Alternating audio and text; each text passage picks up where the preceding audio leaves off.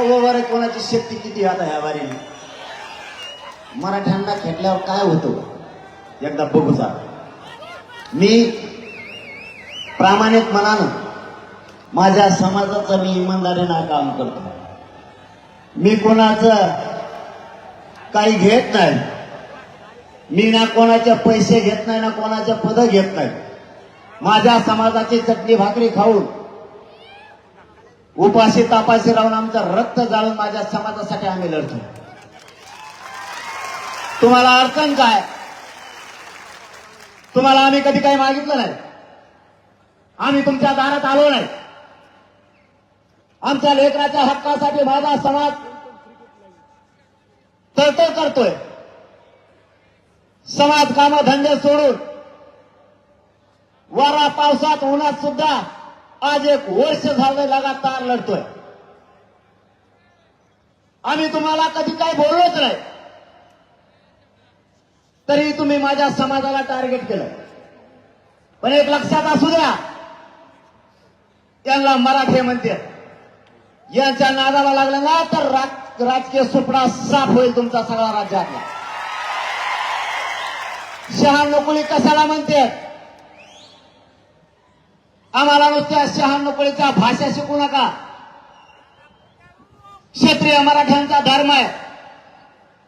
जिथं अन्याय होईल तिथं धावून जायचं. याला क्षत्रिय मराठे शहाण्णकुळी म्हणलं जातं. राजे महाराजे रयतेवरती जर अन्याय झाला, सिंहासन सोडून मैदानात येत होते अन्यायाच्या विरुद्ध लढण्यासाठी. त्याला शहाण्णकुळी म्हणलं जातं. तू कोणता रे शहाण्णकुळी आरक्षणाला विरोध करणारा? काय मर्दानी घे तुला त्याच्यात?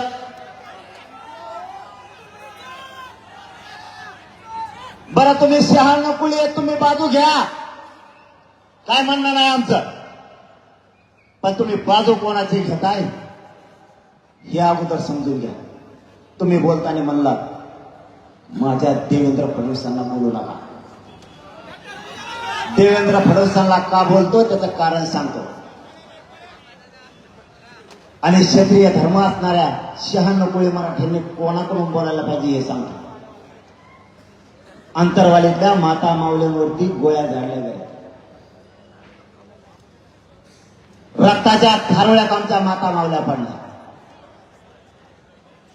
अंतरवालीत या, मी तुम्हाला आत्ता एक काठीवर चालताना म्हाताऱ्या मायला तिथे दाखवतो की ज्यांच्या गुडघ्यात आणि मांडीत गोळ्या शिरलेल्या आहेत, त्या मासात चिटकून बसल्यात तर त्या निघत नाहीये. रक्ताच्या थारोळ्यात किंकणाऱ्या आमच्या अंतरवालीचे लोक, यांचा आक्रोश ऐकायला कोणी नव्हतं. त्या बंदुकीच्या दस्त्यानं फोडलेल्या माता मावल्यांचे डोके कोणत्याच डॉक्टरला शिवता येत नव्हते. डोक्याच्या मधोमध घुसलेली गोळी कोणत्याच तज्ञाला निघत नव्हती. आजही त्यातले 2 तरुण लीलावती हॉस्पिटलला नेले होते. लीलावती हॉस्पिटलचा असणारा संपूर्ण स्टॉप मुंबईचा, तिथं असणारे तज्ञ डॉक्टर आजही त्या पोरांच्या पोटातली गोळी लीलावती हॉस्पिटल मधल्या तज्ञ डॉक्टरांना सुद्धा निघाली नाही. त्या लेकरांचा जीव काय म्हणत असेल?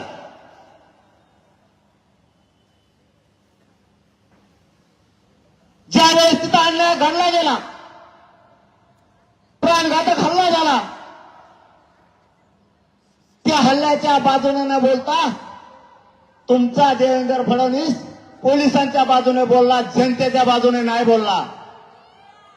आणि तुम्ही म्हणताय आमच्या देवेंद्र फडणवीसांना बोलू नका.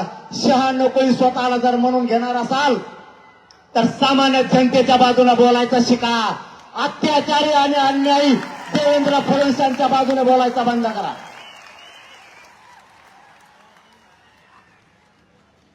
तुम्ही पक्षाच्या नेत्याच्या बाजूने बोलायला लागलात. तुम्हाला वाटतंय तुमचा पक्ष मोठा झाला पाहिजे आणि नेता मोठा झाला पाहिजे. मला वाटतंय माझी जात मोठी झाली पाहिजे, जातीच्या लेकरा मोठे झाले पाहिजे. हे आमच्या शहाण्णव कुळात आणि तुमच्या शहाण्णव कुळात ह्या संस्काराचा फरक आहे.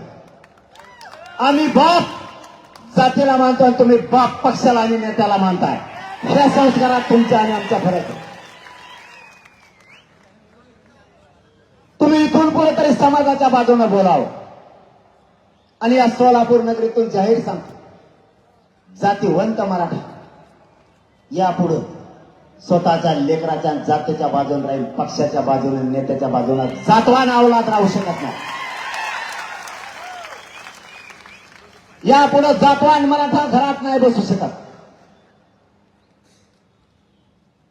खानदानी मराठ्यांची अवलाद ही यापुढे आता पक्षाचा प्रचार नाही करू शकत. स्वतःच्या जातीचा आणि स्वतःच्या लेकराच्याच बाजूने उभा राहणारा जातवान आणि खानदानी मराठा यापुढे समजा. पक्षाला पण मोठं तुम्ही मानता कशामुळे? ज्या पक्षाला आपण मोठं केलं, चारही सांगतो आम्ही, तू 4-6 झाले वाटतं. संख्या घटत असते, पक्षाची वाढत हो. एकाचे 2, कोण कोणाला, कोणी कोणाला राष्ट्रीय अध्यक्ष म्हणतो, कोणाचेच कोणाला मिळाले. त्यांच्यात त्याचा पचका झालाय. पुढून का आवाज येतो नाही? मराठ्याची पुट्टी अशी, त्यामुळे या मुंबईत जायचंच नको म्हणतो. ते म्हणतात मुंबईचा.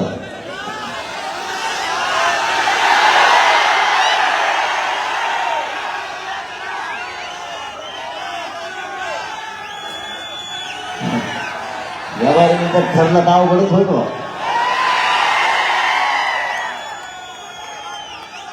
आहे डोक्यात नाही आधी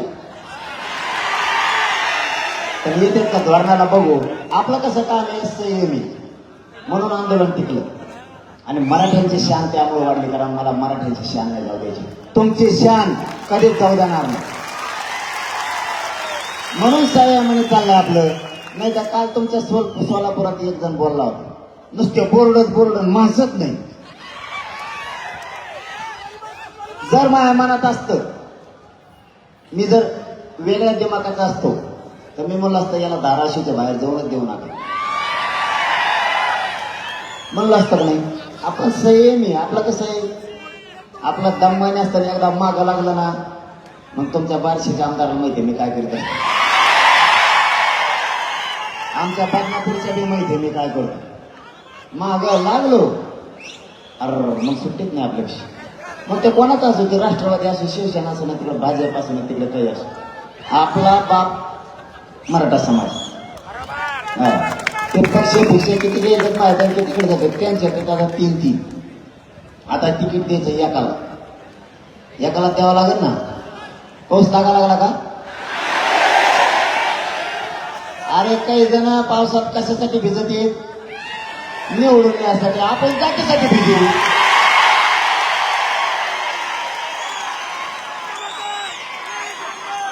मग स्वार्थ कशात आहे, मग जात मोठी करणार. त्यांचा स्वार्थ कशात आहे, किती येते बोधारे एकदा येणारच नाही. काय मग येतो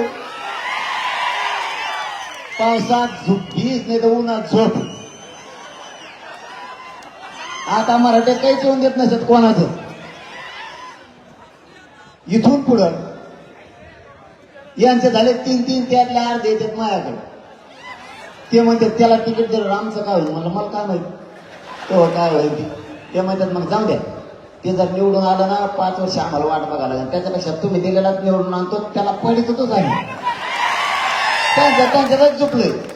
तिकडे वाटायच्या आधी आपलं साधलं. मग आपला गरीब माणूस द्यायचा. पण एक सांगतो, हा एकच द्या.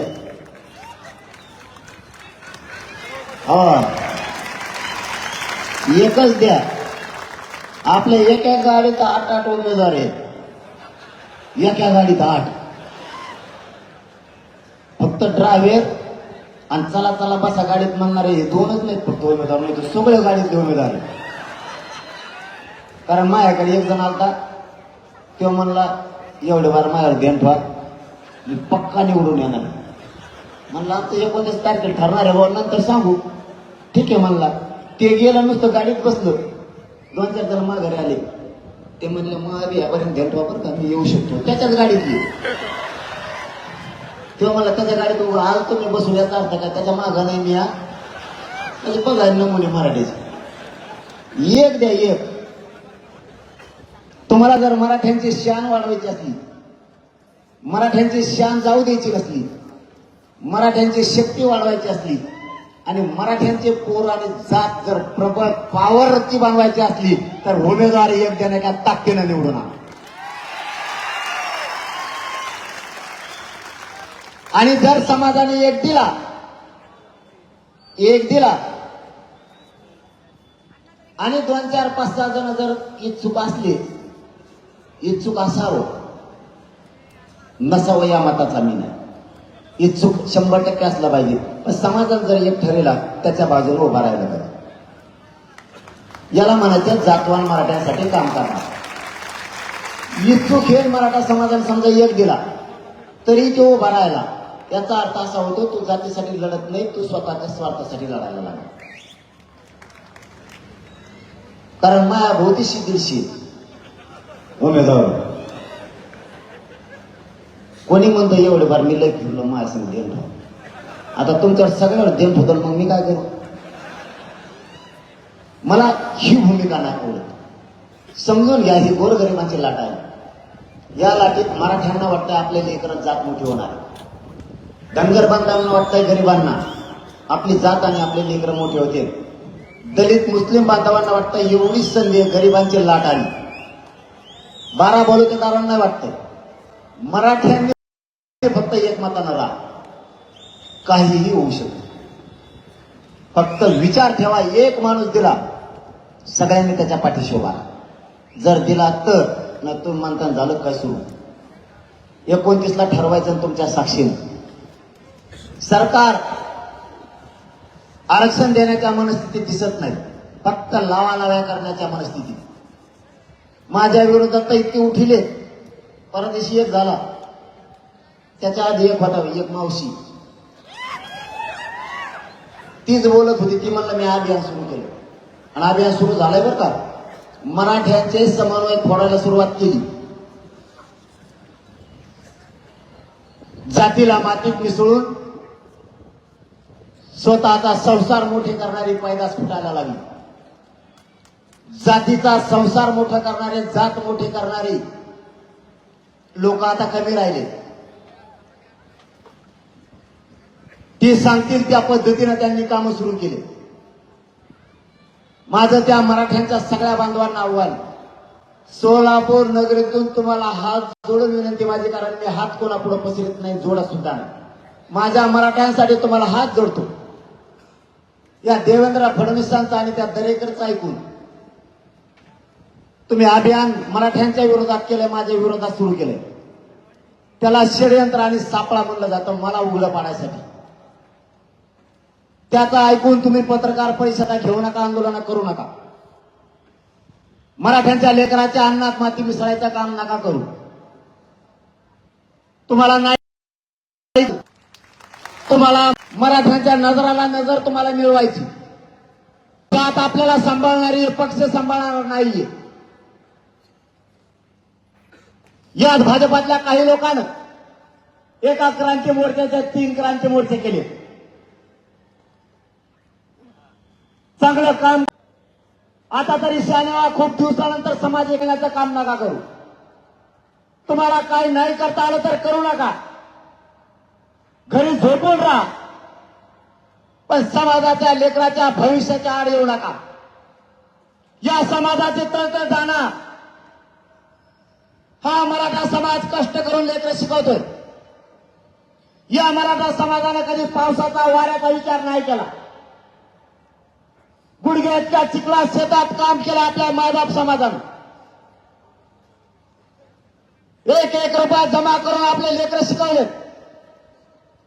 मराठ्यांच्या आईबापानं स्वप्न बघितलंय, माझं लेकरू अधिकारी होईल, माझी मुलगी अधिकारी होईल. मराठ्यांच्या विरोधात काम करणाऱ्या मराठ्यांना माझा हात जोडून शेवटची विनंती आहे, या मायबाप मराठ्यांच्या कष्टाची जाण ठेवा.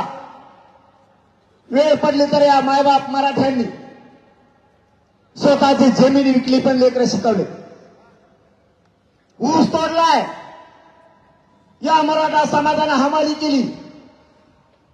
या मराठा समाजाने लेकरं शिकवण्यासाठी रात्रंदिवस रिक्षा चालवला. ट्रकवर ड्रायव्हर म्हणून राहिलाय. ट्रॅक्टरवरती लोकांचा ड्रायव्हर म्हणून माझा मराठा समाज राहिला, पण मुलं शिकवले. आजही शहराच्या ठिकाणी माझा मराठा समाज वॉचमॅन म्हणून लोकांच्या बंगल्यासमोर काम करतो. आलेल्या पगारातून लेकरं शिकवतोय. शहरातल्या मराठ्यांना काही काही घरदार राहायला नाहीयेत. भाड्याच्या खोलीत राहून आपली मुलगी शिकवायला लागला. मराठ्यांनी गावाकडचे घर विकलेत. मुलाच्या शिक्षणाला फी भरली आणि त्या मुलाचे आईबाप दोघंही शहरात राहून मोलमजुरी करायला लागलेत. लोकांचे भांडे घासायची वेळ त्यांच्यावरती आली. मराठ्यांच्या विरोधात काम करणाऱ्या मराठ्यांच्या लोकांनी शहाणा व्हावं. मी शेवटचं तुमच्याला शेवटी पायाला हात लावून सांगतो, माझ्या समाजाची तळमळ व्हायला जाऊ देऊ नका. तुम्हाला काही आमिष दाखवला असेल, तुम्हाला काही पद देऊ म्हणले असते, त्या पदासाठी त्या पैशासाठी माझ्या मराठ्यांच्या मानेवर कुऱ्हाडीचा वार नका करू. माझ्या मराठ्यांना आता अन्याय सहन होत नाहीये. 1% हुकलेल्या लेकराचं रडणं तो बघत नाहीये. 1% हुकलेल्या लेकराची काय परिस्थिती होती त्या बापाला आणि त्या विद्यार्थ्यांना विचारा. नका रे माझ्या मराठ्यांच्या विरोधात जाऊ. माझ्या मराठ्यांनी खूप लोकांना सांभाळलंय आणि ज्यांना माझ्या मराठ्यांनी सांभाळलंय ते बेमान झालेत माझ्या मराठ्यांची. तुम्ही आमचे रक्तामासाचे माझ्या मराठ्यांचे बेमान नका हो. या देवेंद्र फडणवीस यांच्या माध्यमातून या दरेकरांना अभियान सुरू केले. त्या अभियानात सामील होऊन मोगम आंदोलन नका करू. मराठ्यांना आरक्षण 100% विसरून मिळतं, फक्त तुम्ही दम धरा.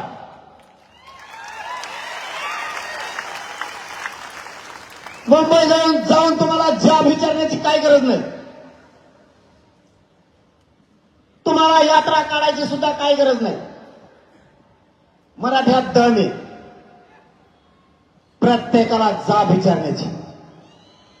जर मराठ्यांनी ठरवलं यांना जाब विचारायचा तर हा करोडो मराठा समाज मुंबईला जाऊन यांच्या घरात घुसून कचुऱ्याला धरून यांना जाब विचारण्याची ताकद मराठा. तुम्ही फक्त बाकीचे दम धरा, बुळबुळ करू नका. तुम्ही मराठ्यांचे असल्यामुळे तुम्हाला मराठी बोला, बुळबुळ करू नका. आणि तुम्ही जर नाही ऐकलं तर मग नाविलाजाने मराठ्यांना तुम्हाला कचका दाखवावा लागणार. कारण तुम्ही आमचे जरी असाल, तुम्हाला जर विनंती कळत नसली तर मग नाविलाजाने मराठ्यांना तुम्हाला उपचार तुमच्यावर करावे लागणार आहे. त्यांनी परत तिसरं अभियान सुरू केलं छगन भुजबळच्या माध्यमातून. ते सगळं येड्या दुन्याचं, सगळ्या दुन्याचं, पागल टकोऱ्याचं त्याला समितीचा अध्यक्ष केलंय. माहीत झालं तुम्हाला? अरे त्याला समितीचा अध्यक्ष केलंय, तुम्हाला माहीत झालं का? नाही. मराठ्यात त्याचं काही माहित नसतं. मराठ्यात देणं घेणं नाही तर तिकडे काही होईल. जेवढे घोटाळे बोगस करता येते त्या बोगस समितीचा राष्ट्रीय अध्यक्ष केला जाईल. घोटाळा कसा करतात हे त्याला माहीत असतात. बोगस समितीचा अध्यक्ष, बोगस आरक्षण खाणारा छगन भुजबळ, 16% वरचं बोगस आरक्षण खाणारा छगन भुजबळ. काल परवा दिवशी बी काही बोगस जाती आत घातल्या. आता 2-3 जाती घातल्यात. या 2 दिवसात आपल्याला समिती आयोग, आपल्याला लिखापडी अभ्यास वाचन तर आरक्षण यांनी काल 2-3 जाती घातल्या. कोणाकोणाला माहिती इमानदारी सांगा बरं. झोपा, नुसतं झोपा, काहीच माहित नाही तुम्हाला. माझ्या डोक्यात दगड घालता का? उभं वाटोळ केलं यांनी. 16% आरक्षण डोळ्यात गेलं आपलं. आताही मराठा आणि कुणबी एक असताना देत नाहीये. मराठा समाज मागास सिद्ध झाला, मागास सिद्ध झाला, तरी 50% आता आरक्षण नाही दिलं. आत्ता तरी शांत बसा. नुसता पक्षाचा नेता जगवा तुम्ही, त्यालाच मोठं करा. स्वतःचे लेकरं मारून टाका. स्वतःचे लेकरं मोठं करायचं स्वप्नच बघू नका. हे सगळं बोगस आरक्षण खाते. यांनी सगळ्या चोट्या टोळ्या जवळ केल्या. सगळे चोर देवेंद्र फडणवीस जवळ आहेत. बारीक भुरटी चोरी करणारा त्याच जवळ, डाका टाकणारा त्याच्या जवळ, चालता चालता रेल्वे रोखणारा त्याच जवळ, चालता चालता पाकिट हाणणारा त्याच्या जवळच. म्हणजे पाकिट मारापासून भुरट्यापासून मोठ्या दरोड्यापर्यंतच्या जवळ. महाराष्ट्र सदन घोटाळा केला छगन भुजबळ त्याच्याजवळ, 70,000 कोटीवाला त्याच्याजवळ, 20-30 हजारावाला त्याच्याजवळ, संडास बाथरूमात घोटाळा केलेला त्याच्याजवळ, गटार नालीत घोटाळा केलेला त्याच्याजवळ. म्हणजे हे जेवढे बोगस आरक्षण खाणारे,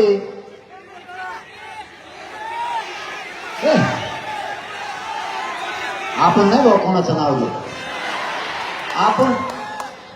आपण टप्प्यात आला की राईट कार्यक्रम करतो. आपला टप्पा कसला आणि कसल्याचं नाव नाही घेत आपण. ज्याची गिनतीच मराठीचा डायरेक्ट नाही त्याचं नावच मी घेत नाही. त्यांची वळवळ काय असते तर त्याला कळलेली आहे. मराठ्यांच्या नादी लागल्यावर काय होतं म्हणून जरा वेचन म्हणत नाही मी कवाच. मराठ्यांच्या नादी लागल्यावर काय होतं बा ही कचका कळालेला आहे सगळा. बोगस आरक्षण खाणारे हे आणि या बोगस समितीचा अध्यक्ष त्यो छगन भुजबळ, मुकादम टोळे मुकादम त्यो. आणि त्यांनी 50 गोळा केले तर ते माझ्याविरोधात बोलत. अरे तुम्ही एक मायबापावर एक विचार करा. अरे मी केलंय का इतकं माझ्याविरोधात बोलत आहे. तुटून पडले.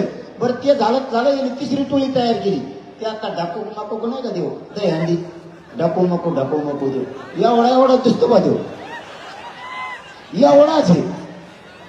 मग आता जवळ भाग्याला माझ्या गुडघ्याचं वाटीलाच लागतो का गाडी. डोंगाडावर पॅन्ट फाटलेली ठिगळं शिवलेली ती पॅन्ट आणि ते ढाकू मको तेव काहीतरी म्हणला मला. आता जर मुंबईत मराठी आले तर तुम्हाला नाही मुंबई सोडून जावं लागायचं. आणि तुम्ही यांना मुंबईत डांबरेवर भेटलं हे काय करते तुमचे. मी म्हणतो एवढे चाळे करायची फडणवीस साहेबांना काही गरजच नाही. सगळ्यात सोपं मराठ्यांचं हक्काचं आरक्षण मराठ्यांना द्यावं हे मराठी त्यांना डोक्यावर घेऊन नसते. पण आडवा चालला तर मराठ्यांनी कार्यक्रम लावला म्हणून समजायचं. आणि मराठ्यांना एक विनंती माझी या सोलापूर नगरीतून, बस करा जरा आता.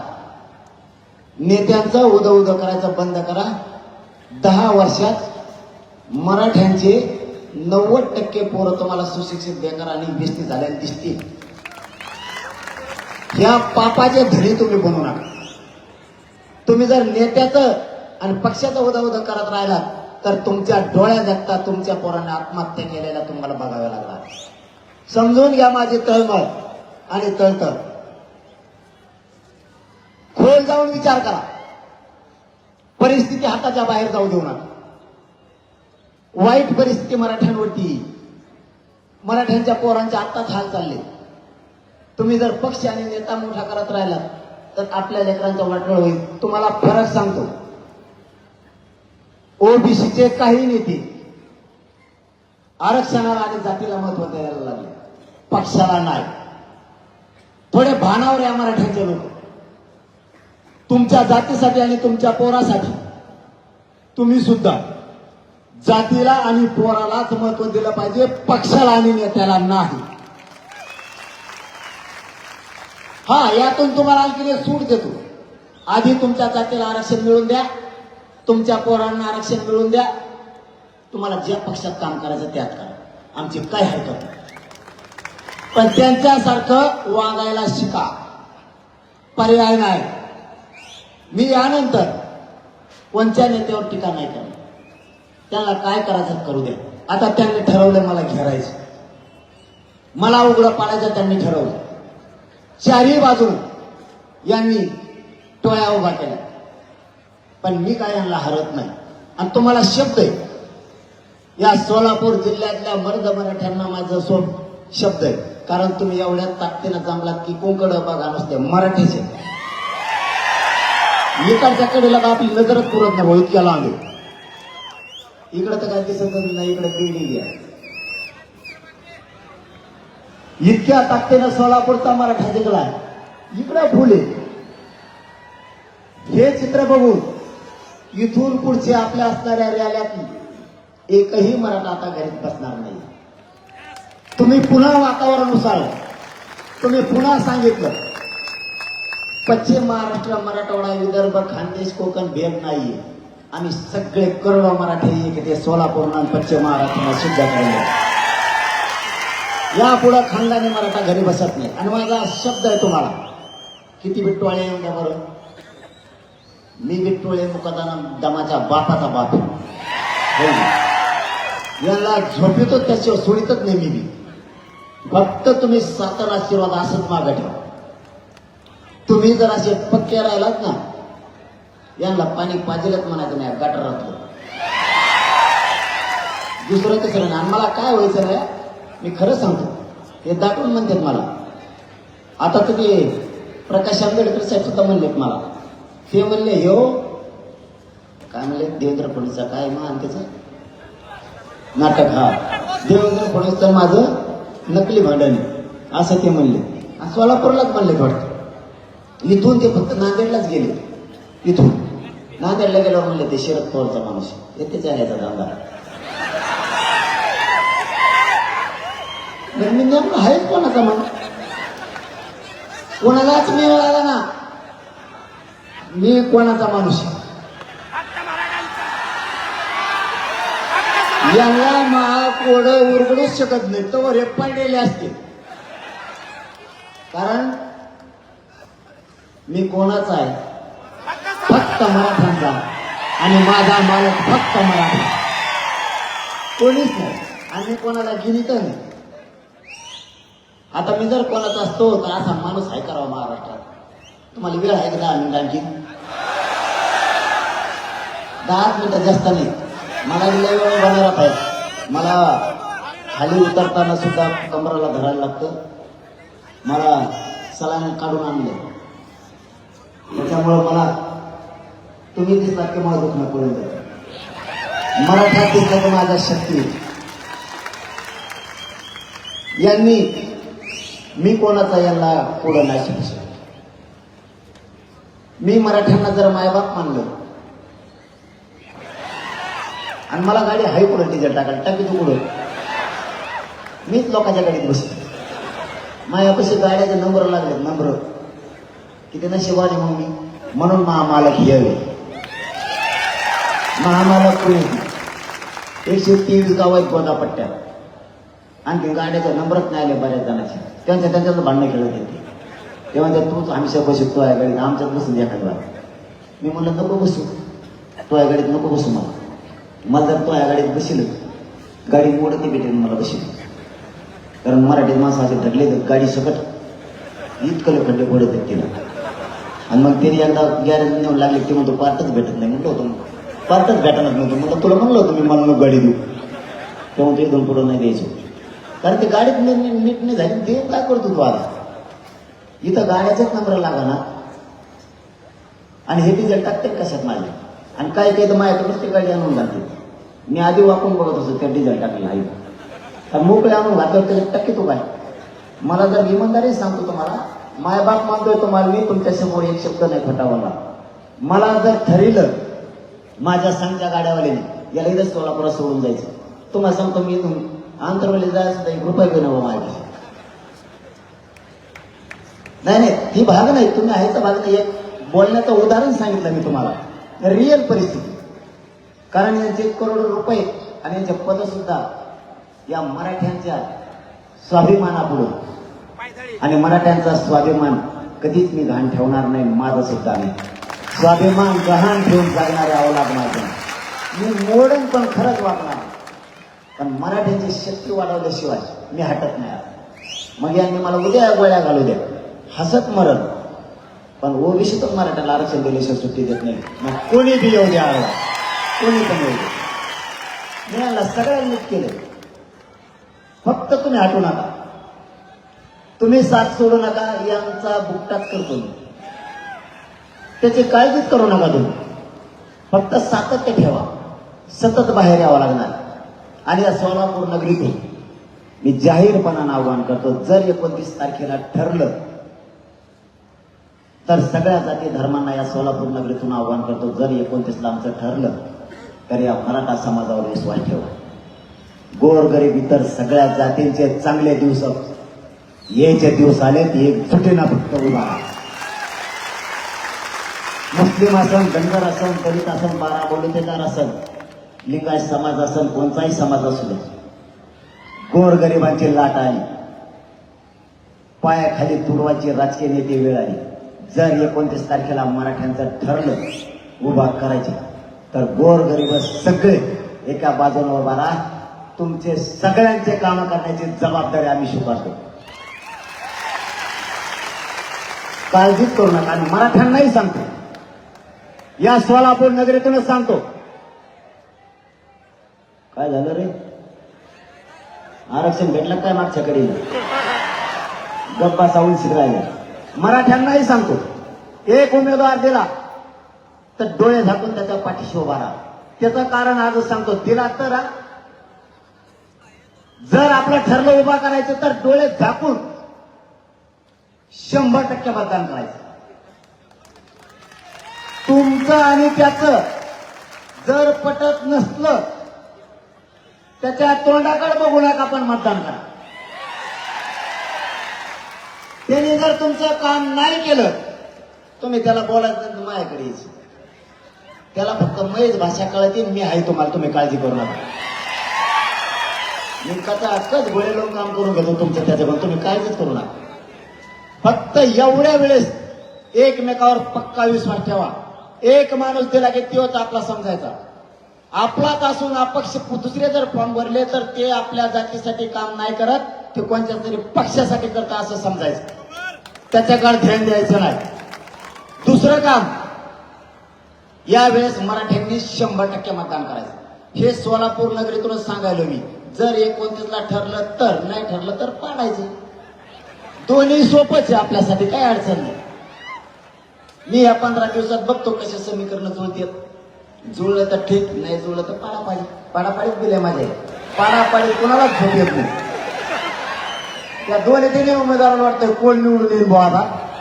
ते उमेदवारालाच एकामेकाला चिरते, तो कसं काय, ते म्हणतो मुळाला तिकडा कोपऱ्यात बेकार आहे वाटतं, म्हणतो मा इकडा कोपरा कोणकडे गेला जाईल. मग म्हणजे इतकी पाडापाडीत फजी ती डेंजर.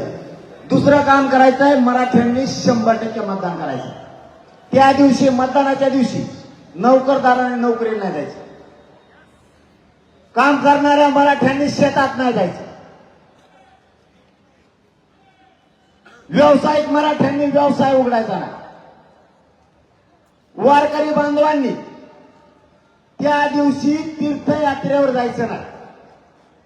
राजकारणी लोक एखाद्या महाराजाला नादी देत, त्याला ट्रॅव्हल देतात आणि आपलं 50-50 हजार मतदान भरून बाहेर देतात.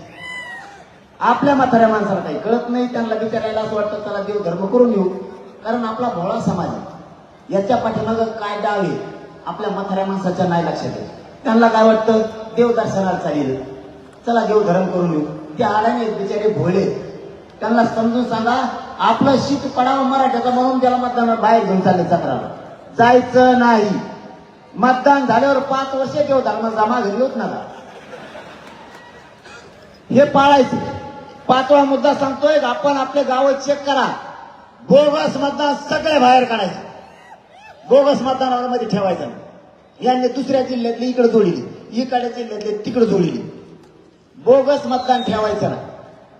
100% मतदान मराठ्यांनी करायचं. कारण हे आपल्याला पाळावं लागणार आहे. आणि 6वं काम करायचं, जर उमेदवार डिक्लेअर झाले, फोनवर सगळे पाहुणे जागे करायचे. जर एखाद्याने नाही ऐकलं, एखाद्याला लई कंड असतो पक्षाचा मराठ्याला, त्याच्या तिथं जावंच नाही बसा, त्याचा जावं उठूनच द्यायचं नाही सासरा फुटल्याशिवाय. हे जातीची शान वाढवण्यासाठी आपल्याला करायचं. यावेळेस प्रचाराला पैसे लागणार नाही. त्यांचीच मोकळी मजा नाही झाली का? लोक आपल्या तिसऱ्याच निवडून आले. प्रचार नाही, काही नाही, सभेला लोक नाही. 7वं काम करायचं, मराठ्यांनी कोणाच्या सभेला आणि प्रचाराला जायचं नाही. बंद. मंडप मोकळे पडले पाहिजे, नुसते हलक्या वाजणारे दिसले पाहिजेत, फक्त दुसरे कोणीच नाही. 4-5 नेते जसं आत्ता केलं त्यांनी तसं नाही का, ईडब्ल्यू आरक्षण दिलं. अरे हे सांगत राहा तुम्ही, आहे का टाईम थोडा? तुम्ही म्हणता थोडा थोडा म्हणून यांनी भोगात पडला हो. बघा, ईडब्ल्यूचं यांनी एक नवीन षडयंत्र आणलं. चंद्रकांत दादा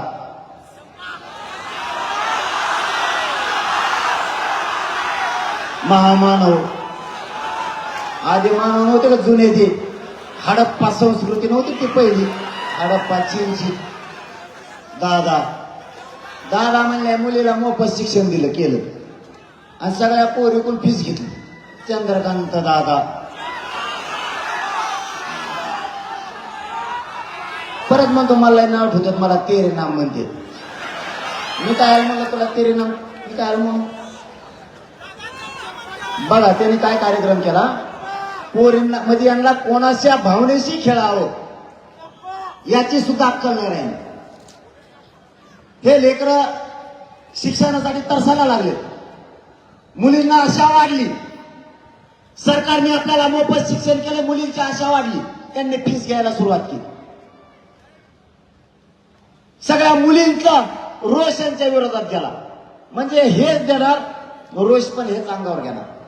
यांनी दुसरं काम केलं, 10% आरक्षण ECBCचं मराठ्यांची मागणी नाही तरीही मराठ्यावर लादलं, बळच दिलं. मराठ्यांची मागणी 10% आरक्षणाचे, सोलापूरकर खरं सांगा.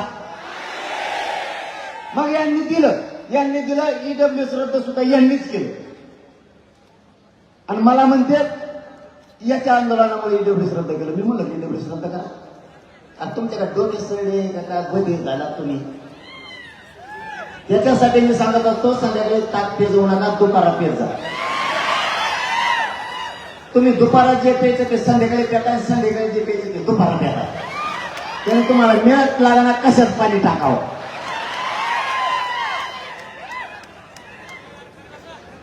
आता दुसरं पेय दिलंच नाही तुमचं, तेवढंच मी काय बोलता.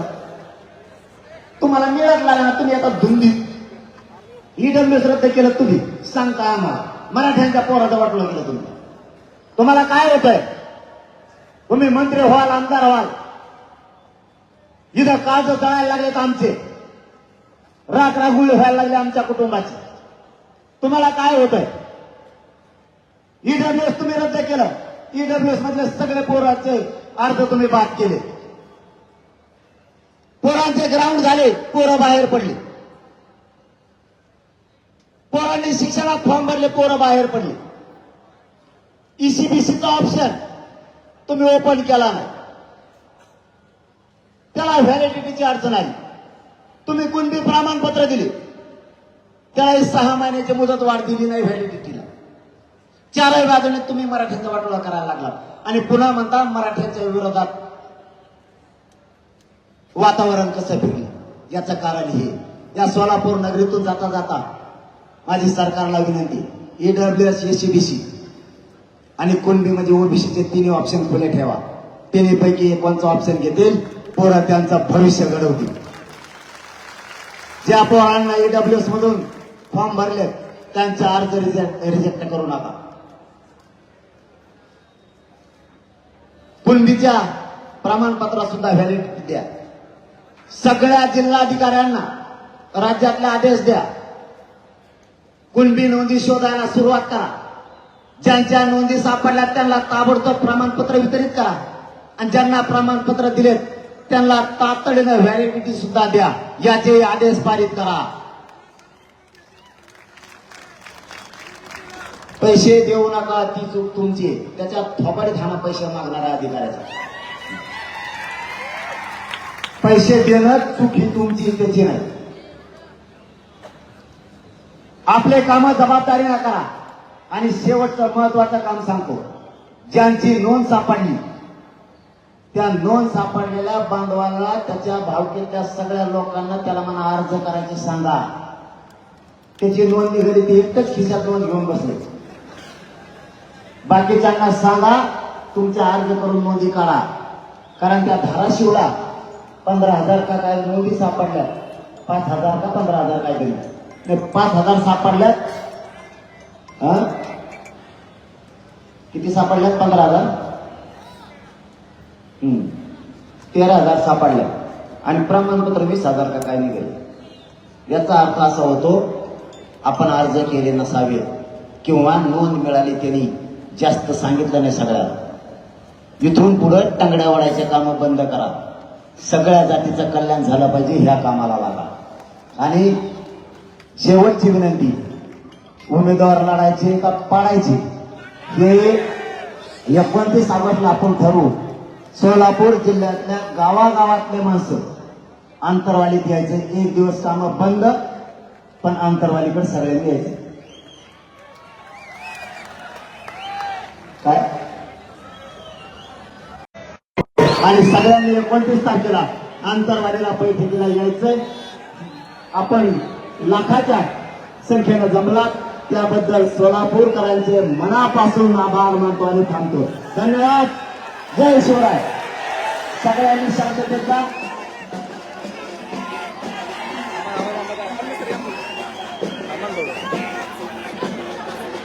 अगोदर महिलांना जायला रस्ता द्या आणि सगळ्यांनी शांततेत जा.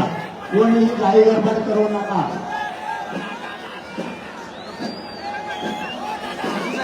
धन्यवाद.